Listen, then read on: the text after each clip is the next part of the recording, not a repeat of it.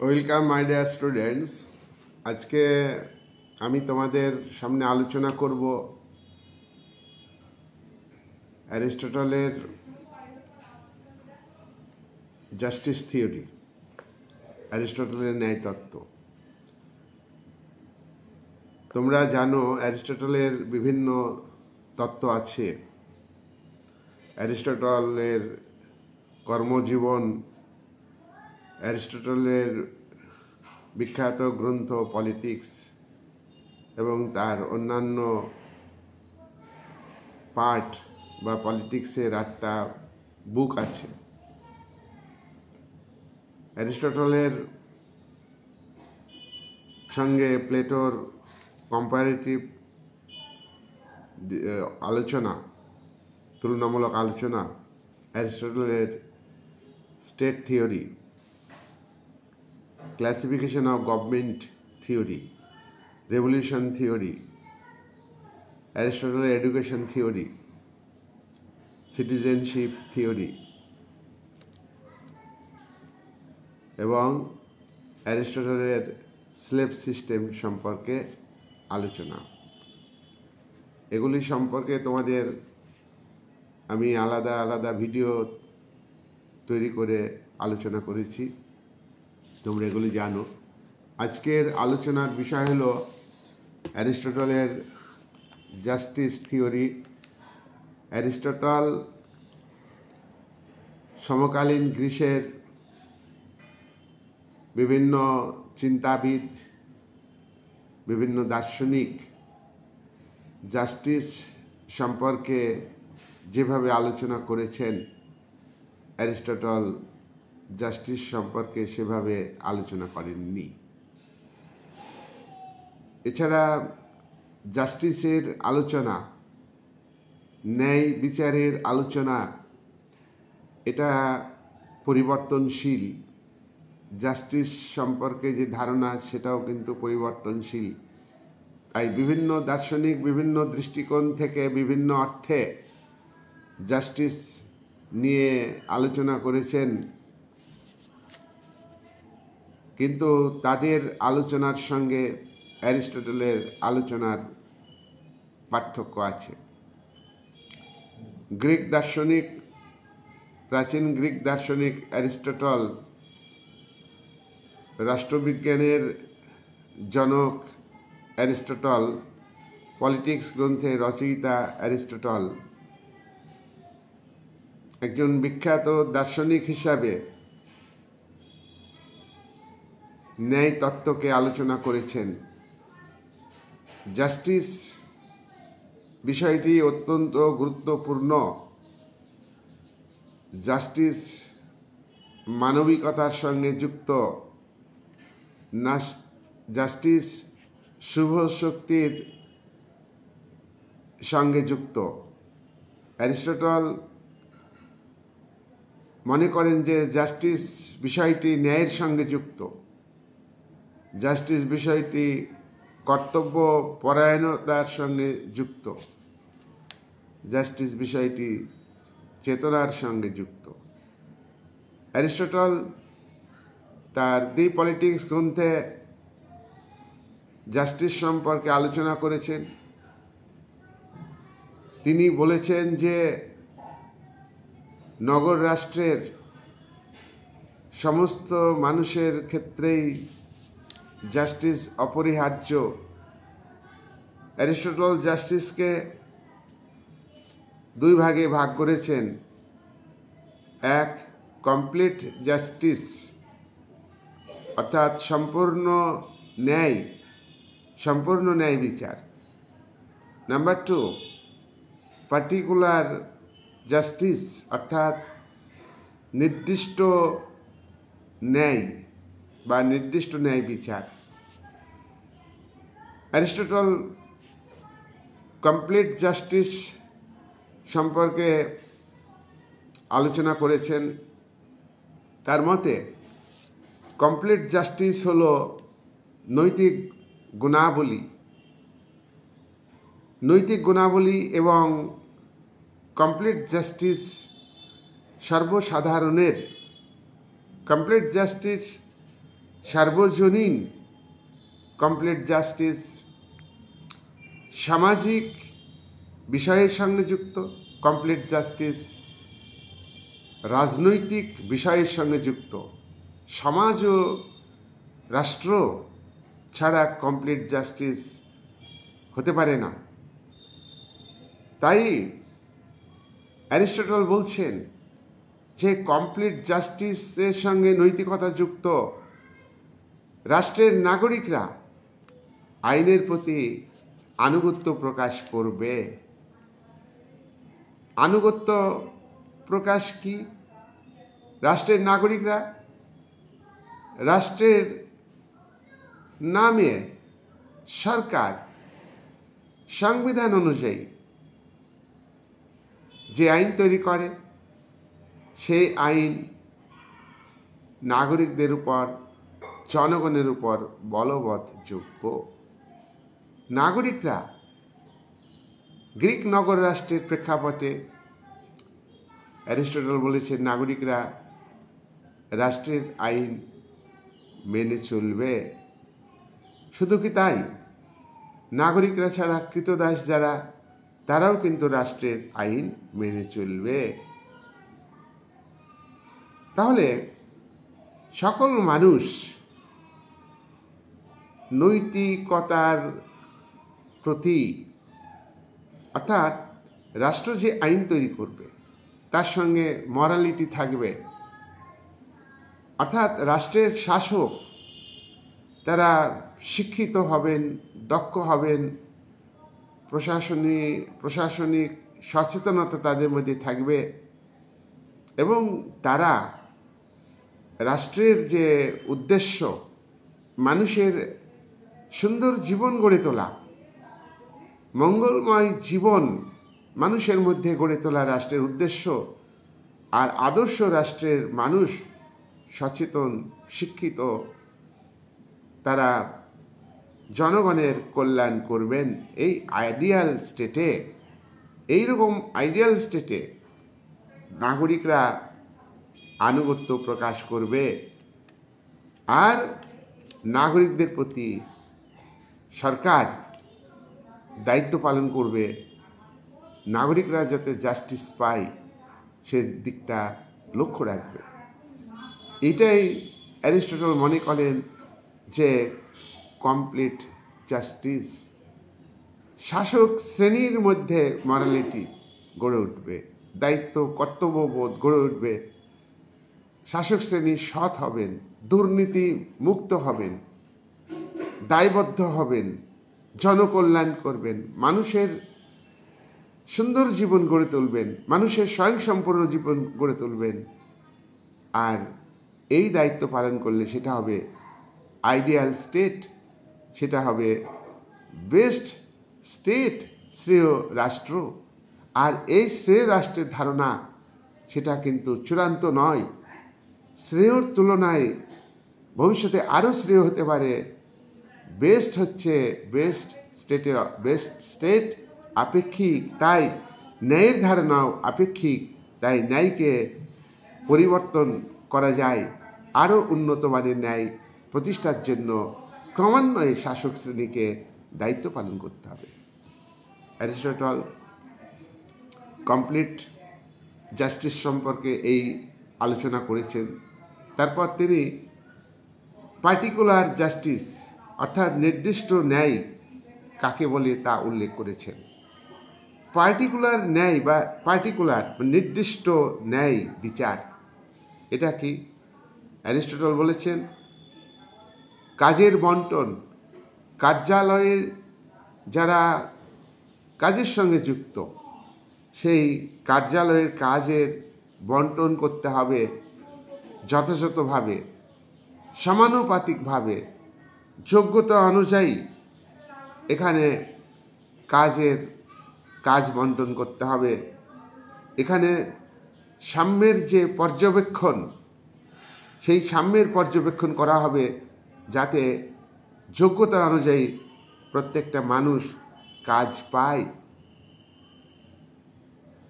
Particular জাস্টিসের ক্ষেত্রে তিনি বলেছেন যে ন্যায় বা জাস্টিস সম্মানের সঙ্গে যুক্ত, গুডস বা দ্রব্যের সঙ্গে যুক্ত, সম্পদের সঙ্গে যুক্ত। কিভাবে যুক্ত? সম্মান যথাযথভাবে ইকুয়ালি বন্টন করতে হবে, দ্রব্য ইকুয়ালি বন্টন করতে হবে, ওয়েলথ সম্পদ ইকুয়ালি বন্টন করতে হবে। এইভাবে অ্যারিস্টটল পার্টিকুলার জাস্টিস সম্পর্কে আলোচনা করেছেন। তাহলে আমরা প্রথমে আলোচনা করলাম কমপ্লিট জাস্টিস, তারপরে অ্যারিস্টটল পার্টিকুলার জাস্টিস, এই দুটো ভাগ আমরা আলোচনা করলাম। এবার অ্যারিস্টটল বলছেন পার্টিকুলার জাস্টিস, যেটা আমি একটু আগে আলোচনা করলাম, পার্টিকুলার জাস্টিস তোমরা নিশ্চয়ই বুঝতে পারছো। পার্টিকুলার জাস্টিসকে অ্যারিস্টটল দুটি ভাগে ভাগ করেছে। কিভাবে? একটা হলো ডিস্ট্রিবিউটিভ জাস্টিস। ডিস্ট্রিবিউটিভ জাস্টিস মানে কি? বন্টন ভিত্তিক ন্যায়। ডিস্ট্রিবিউটিভ জাস্টিস এটা খুব গুরুত্বপূর্ণ অ্যারিস্টটলের বক্তব্য অনুযায়ী। বন্টন ভিত্তিক ন্যায়টা কি? উনি বলছেন যে স্টেট মানে আমরা এমনি জানি, অ্যারিস্টটল স্টেট, সংবিধান, গভর্নমেন্ট সব একই অর্থে ব্যবহার করেছেন। আমি বিভিন্ন আলোচনায় আমরা জানি, শিখে গেছে এটা। তাহলে এখানে স্টেট মানেই হলো সরকার, গভর্নমেন্ট স্টেটকে পরিচালনা করে। সরকার রাষ্ট্রের একটা বৈশিষ্ট্য। এই সরকার বা স্টেটের সরকার রাষ্ট্রের চূড়ান্ত ক্ষমতা অনুযায়ী নাগরিকদের মধ্যে যোগ্যতা অনুযায়ী, অ্যাকর্ডিং টু মেরিট, যোগ্যতা অনুযায়ী দ্রব্য বন্টন করবে, সম্মান বন্টন করবে, চাকরি বন্টন করবে। দ্রব্য বন্টনের ক্ষেত্রে যোগ্যতা কিভাবে ধরা হবে? যে পেতে পারে দ্রব্য, তাকে দ্রব্য দিতে হবে। যার অনেক সম্পদ আছে তার ক্ষেত্রে নয়, যারা দুর্বল ব্যক্তি তাদের মধ্যে দ্রব্য বন্টন করতে হবে। এই অর্থে তিনি যোগ্যতার কথা বলেছেন। চাকরির ক্ষেত্রে যোগ্যতা অনুযায়ী চাকরি বন্টন হবে, চাকরি দেওয়া হবে। এটা মূলত একটা রাজনৈতিক একটা বিষয়, এটা রাজনৈতিক সুবিধা। অর্থাৎ নাগরিকরাই চাকরি পাবে। আমরা আগেই বলেছি যে নাগরিক তারাই যারা রাষ্ট্রীয় কাজের সঙ্গে যুক্ত, কিন্তু কৃতদাসরা তারা তো নাগরিক নয়। আবার মহিলা বা নারী তারাও নাগরিক নয়। তাহলে রাষ্ট্রের সঙ্গে যুক্ত যারা, তাহলে তারাই সুযোগ সুবিধা পাবে, তাদের মধ্যে বন্টন করতে হবে চাকরি।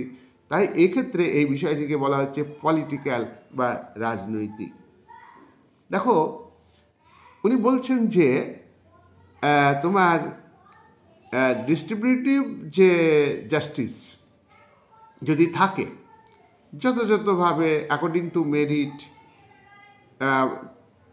চাকরি বন্টন করা হয়, কাজ বন্টন করা হয়, যার পাওয়ার যোগ্যতা আছে, যে নিডি দরিদ্র মানুষ সে যদি দ্রব্য পায়, আর সম্মান যাদের পাওয়ার কথা, যাদের অনার দেওয়া দরকার, সরকার তাদের যথাযথভাবে অনার দিচ্ছে, এক্ষেত্রে কিন্তু রাষ্ট্রের মধ্যে বিপ্লবের সম্ভাবনা থাকবে না। রাষ্ট্রের মানুষের মধ্যে, নাগরিকদের মধ্যে ক্ষোভ সৃষ্টি হবে না। তাই অ্যারিস্টটল বলতে চাইছেন যে ডিস্ট্রিবিউটিভ যে জাস্টিস সেটা যদি থাকে, যথাযথভাবে স্টেট এবং তার সরকার দায়িত্ব পালন করতে পারে, এক্ষেত্রে সঠিক ডিস্ট্রিবিউশন যদি সঠিকভাবে হয়, তাহলে বিপ্লবের সম্ভাবনা থাকবে না। তাই বিপ্লবকে একটা প্রিভেনশন করার একটা উপায় বা অস্ত্র হলো তোমার এই ডিস্ট্রিবিউটিভ জাস্টিস। অ্যারিস্টটল বলছেন যে বন্টনটা ন্যায়ভিত্তিক হতে হবে, বন্টন ন্যায়ভিত্তিক হতে হবে। উনি বলছেন যে অলিগার্কি, উনি বলছেন যে ডেমোক্রেসি, এইসব সরকারে বা শাসন ব্যবস্থাতে তোমার ডিস্ট্রিবিউশন ডিস্ট্রিবিউটিভ জাস্টিস প্রতিষ্ঠিত হয় না, তখন এক্ষেত্রে গুণকে গুরুত্ব দেওয়া হয় না, মানুষের গুণকে গুরুত্ব দেওয়া হয় না। তাই তিনি বলছেন যে ধার্মিক ব্যক্তিদের, তিনি অ্যারিস্টটল বলতে চাইছেন যে ধার্মিক ব্যক্তি যারা, তারা জ্ঞানী হন, তারা সৎ হন, তারা অনেস্ট হন, তারা কাজে দক্ষ হন, এবং এবং তাদেরকেই তোমার রাষ্ট্রীয় ক্ষমতার দায়িত্ব দিতে হবে। তাহলে সমাজকে একটা শ্রেষ্ঠ প্রতিদান দিতে পারবে, সমাজকে একটা ভালো সার্ভিস তারা দিতে পারবে। কারা দিতে পারবে? ধার্মিক ব্যক্তিরা, কারণ তারা ত্যাগী, কারণ তারা সাহসী, কারণ তারা জ্ঞানী। তাহলে এবং তারা দক্ষতার সঙ্গে শাসন কার্য পরিচালনা করতে পারবে। তাই অ্যারিস্টটল ডেমোক্রেসি এবং অলিগার্কি, গণতন্ত্র এবং গোষ্ঠীতন্ত্র, এই দুটিকে তোমার বন্টন ভিত্তিক ন্যায় বিচারের ক্ষেত্রে গুরুত্ব দেননি। এবার অ্যারিস্টটল অন্যদিকে বলেছেন যে তোমার প্রতিরোধমূলক ন্যায় বিচার। অ্যারিস্টটল, আমরা আগেই বলেছি যে অ্যারিস্টটল তোমার পার্টিকুলার জাস্টিসকে দুটো ভাগে ভাগ করেছেন। এক নম্বরে বন্টন ভিত্তিক ন্যায় বিচার বলেছি, ডিস্ট্রিবিউটিভ জাস্টিস বলেছি। 2 নম্বর হলো প্রতিরোধমূলক ন্যায় বিচার বা রেমিডিয়াল জাস্টিস। রেমিডিয়াল জাস্টিস সম্পর্কে অ্যারিস্টটল বলেছেন যে রেমিডিয়াল জাস্টিস হলো বাণিজ্যের সঙ্গে যুক্ত। অ্যারিস্টটলের মতে সামাজিক দিক থেকে যারা বঞ্চিত, তাদের অধিকার ছিল, তারা সমাজে ন্যায় বিচার পেয়েছে, কিন্তু তারা অধিকার থেকে বঞ্চিত হয়েছে, তারা সমাজে জীবনে চলার পথে অনেক কিছু হারিয়ে ফেলেছে, সেগুলিকে তারা ফিরে পেতে চায়। সেগুলোকে ফিরে পাওয়ার জন্যে তারা কিন্তু চেষ্টা করবে। আর শাসক শ্রেণী তাদের উপরে অবৈধ হস্তক্ষেপ করেছে, অন্যায়ভাবে হস্তক্ষেপ করেছে। সেই হস্তক্ষেপের বিরুদ্ধে, শাসক শ্রেণীর অন্যায় হস্তক্ষেপের বিরুদ্ধে এবং তাদের প্রতি অতীতে যে ইনজাস্টিস হয়েছে, অবিবেচনামূলক কাজ হয়েছে, সেগুলো ফিরে পাওয়ার জন্যে তারা চেষ্টা করবে। তাই এই ফিরে পাওয়ার জন্য যারা যে চেষ্টা করবে, এটা হলো অ্যারিস্টটলের মত অনুযায়ী প্রতিকারক ন্যায় বা রেমিডিয়াল জাস্টিস। তাহলে আমরা অ্যারিস্টটলের জাস্টিস থিওরি সম্পর্কে আলোচনা করলাম এবং আমরা আশা করি এ বিষয়ে আমরা ধারণা লাভ করতে পেরেছি। এবার আমরা অ্যারিস্টটলের যে প্রতিকারক জাস্টিসের কথা বলছেন, এই প্রতিকারক যে জাস্টিস অর্থাৎ রেমিডিয়াল জাস্টিস, এটাকে আবার উনি 2 ভাগে ভাগ করেছেন। একটা স্বেচ্ছাক্রিয় জাস্টিস, মানে স্বেচ্ছায় নাগরিকরা তাদের অন্যায়ের প্রতিকারের জন্য দাবি করতে পারে, তাদের হারিয়ে যাওয়া বিষয়গুলিকে ফিরে পেতে চাইছে, তার জন্য স্বেচ্ছাক্রিয়ভাবে তারাই করবে। এটা দেওয়ানি আইনের সঙ্গে যুক্ত, অর্থাৎ এখানে আইনসঙ্গতভাবে তারা দাবি করতে পারবে, প্রতিকারের সুবিচার চাইতে পারে, প্রতিকার চাইতে পারে। নাম্বার 2, অস্বেচ্ছাক্রিয়, এটা হচ্ছে ফৌজদারি আইনের সঙ্গে যুক্ত। তাহলে অ্যারিস্টটল বলেছেন যে প্রতিকারক যে ন্যায় বা প্রতিরোধমূলক যে ন্যায়, রেমিডিয়াল জাস্টিস, তার 2 উপায়ে প্রতিষ্ঠিত হতে পারে। একটা স্বেচ্ছাক্রিয়ভাবে, নাগরিকরা স্বেচ্ছাক্রিয়ভাবে এই প্রতিকার চাইতে পারে, এটা দেওয়ানি আইনের সঙ্গে যুক্ত।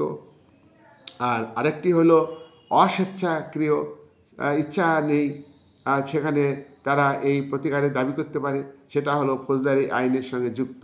যাই হোক, অ্যারিস্টটলের ন্যায়তত্ত্বকে আমরা আলোচনা করলাম এর অবদান অবশ্যই আছে, কিন্তু অ্যারিস্টটলের ন্যায়তত্ত্বের কিছু ত্রুটি আছে, সেই ত্রুটিগুলি আমরা তুলে ধরব। 1 নম্বর ত্রুটি হলো যে অ্যারিস্টটল বলেছেন যে জনকল্যাণের জন্য রাষ্ট্রের যে দায়িত্ব, সেই দায়িত্ব ধার্মিকদের দিতে হবে, ধর্মীয় নেতাদের দিতে হবে।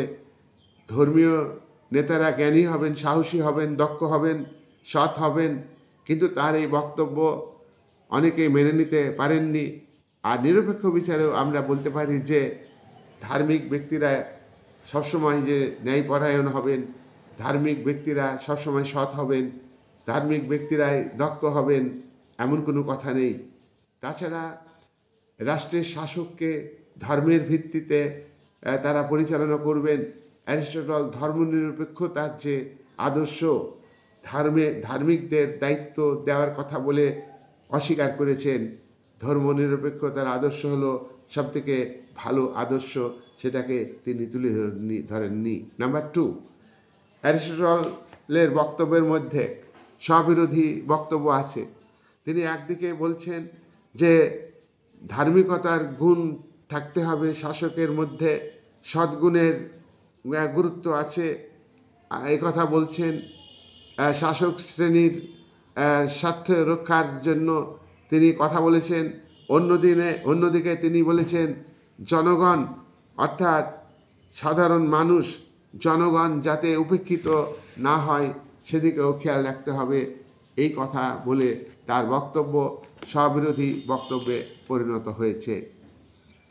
নাম্বার 3, অ্যারিস্টটল যে জাস্টিসের কথা বলেছেন, সেই জাস্টিস কিন্তু আধুনিক কালের যে জাস্টিসের সংজ্ঞা, আধুনিক কালের যে জাস্টিসের ধারণা, তার সঙ্গে সঙ্গতিপূর্ণ নয়। অ্যারিস্টটল জাস্টিসকে গুরুত্ব দিয়েছেন ঠিকই, কিন্তু তিনি তো স্লেভ সিস্টেমকে স্বাভাবিক বলে মনে করেছেন। স্লেভ সিস্টেম তুলে দেওয়ার কথা বলেননি, কিছু সংস্কারের কথা বলেছেন ঠিকই। তাই তিনি একটা শোষণহীন সমাজ ব্যবস্থা গঠনের কথা, এবং তিনি স্লেভ সিস্টেমে দাস মালিকরা যে রাষ্ট্র তৈরি করেছে, রাজনৈতিক প্রতিষ্ঠান তৈরি করেছে শোষণের যন্ত্র হিসাবে, এবং দাসরা জমির মালিক, এবং প্রভুরা, মাস্টাররা জমির মালিক, কৃতদাস, তাই সে জমির মালিকানা বলে কৃতদাসদের মালিক হয়েছে। কৃতদাসদের যে কোনো সময় যে কোনোভাবে তারা অত্যাচার করত, তাদেরকে প্রহার করতে করতে তাদের হত্যা পর্যন্ত করত। এবং পুলিশ, মিলিটারি, জেলখানা সব মাস্টার্সরা তৈরি করেছে, প্রভুরা তৈরি করেছে, কৃতদাস প্রভুরা। সেক্ষেত্রে অ্যারিস্টটল চিন্তাভাবনা করেননি। তাই সেক্ষেত্রে একটা অমানবিক যে প্রথা চলছে, সেই জায়গায় দাঁড়িয়ে তিনি সমকালীনই একটা জাস্টিসের কথা বলছেন, ইকুয়াল ডিস্ট্রিবিউশনের কথা বলেছেন।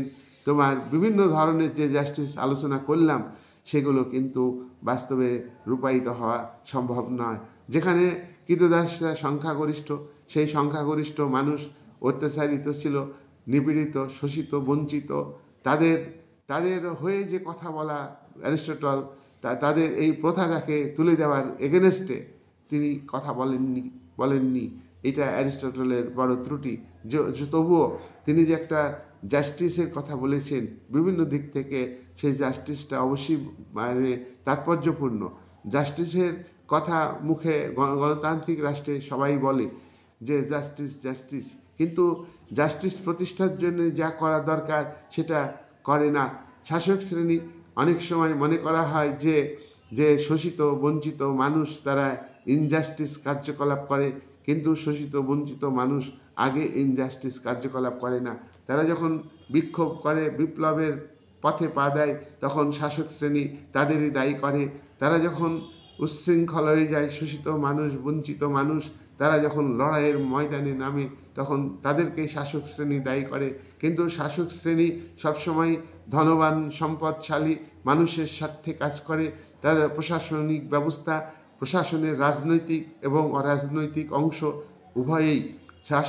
উভয়ই রাষ্ট্র পরিচালনা করার ক্ষেত্রে দেখা যায় যে তারা নিজেরাও সুবিধাবাদী এবং তারা সুবিধাবাদী শ্রেণীর হয়েই কাজ করে, শোষিত বঞ্চিত মানুষের কথা ভাবেন না। তাই আজকের দিনেও গণতান্ত্রিক রাষ্ট্রে যে জাস্টিসের কথা বলা হয়েছে, অ্যারিস্টটলের সেই সময়ের জাস্টিসের ব্যাখ্যার যেমন ত্রুটি আছে, তেমনিভাবে আজকের গণতন্ত্রের যুগে জাস্টিসের কথা ত্রুটি আছে। তাই জাস্টিস এটা একটা বইয়ের পাতাতেই উল্লেখ আছে, আলোচনার মধ্যেই সীমাবদ্ধ আছে। এটা ভালো কথা, এটা প্রকাশ্যে সবাই বলে, কিন্তু অন্তরালে ইনজাস্টিস কার্যকলাপের সঙ্গে মানসিক দিক থেকে এভরিবডি, ইচ অ্যান্ড এভরিবডি তোমার ইনজাস্টিসের কথা ভাবছেন, এবং আমরা সমাজ ব্যবস্থাতে এটা লক্ষ্য করছি।